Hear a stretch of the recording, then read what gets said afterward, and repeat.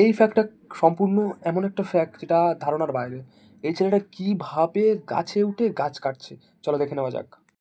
সত্যি এই জিনিসটা করতে গিয়ে কতটা ব্যালেন্স এবং কতটা পরিশ্রম এবং কত বছরের এক্সপিরিয়েন্স থাকলেই শুধুমাত্র একটা সরু ডাল থেকে এইভাবে একটা মেশিন হাতে নিয়ে কোনো না ধরে বা শুধুমাত্র পায়ের ব্যালেন্সে যাওয়া যায় না, এটা অসম্ভব একটা জিনিস। কিন্তু এ কিভাবে সম্ভব করছে এটা তো জাস্ট ভাবাই যায় না।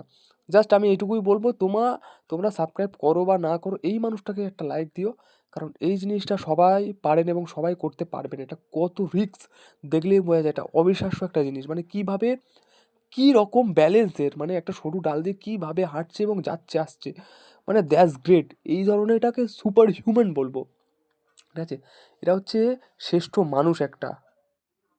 মানে কি বলবো, এটা কিভাবে কার ডালগুলো কেটে দিল দেখলে তো, সামান্য একটা